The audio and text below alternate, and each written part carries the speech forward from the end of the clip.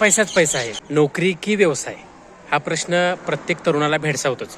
पण मित्रांनो, एक लक्षात ठेवा, नोकरी असू दे किंवा व्यवसाय असू दे, मेहनत दोन्हीकडे प्रचंड आहे.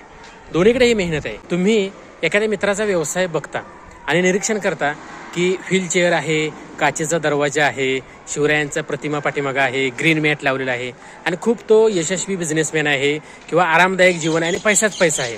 बिझनेसमध्ये किंवा व्यवसायामध्ये यशस्वी व्हायचं असेल तर रात्र दिवस मेहनत करण्याची तयारी पाहिजे आणि जुगाड करण्याची तयारी पाहिजे. आर्थिक परिस्थिती नसेल तर त्यामधून सुद्धा कष्टानं मेहनतीनं तडजोड करून व्यवसाय आपला टिकवून ठेवावा लागतो मार्केटमध्ये. ह्याच्यासाठी मेहनत आहेच.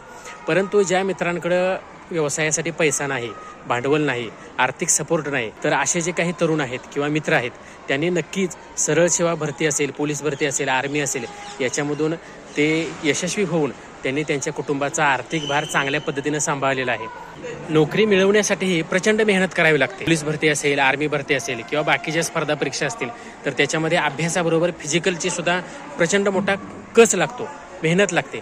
परंतु एकदा सिलेक्शन झाल्यानंतर महिन्याला जे काही ठराविक रक्कम आहे ती तुमच्या खात्यावरती येणार.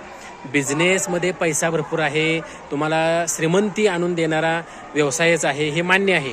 परंतु त्यातल्या बऱ्याचशा गोष्टी अशा बोलायला चांगल्या वाटणार आहेत, परंतु प्रत्यक्षामध्ये मात्र मग बिझनेस करावा की नोकरी करावी याच्या निर्णयामध्ये तुम्ही जर गुरफटून गेला असलात तर मित्रांनो, निर्णय घ्या आणि तो निर्णय तुमचा बरोबर आहे याच्याशी लागून राहा. तो निर्णय तुमचा कसा बरोबर आहे हे तुम्ही जगाला दाखवून द्या आणि त्याच्यासाठी प्रचंड मेहनत घ्या, हार मानायची नाही.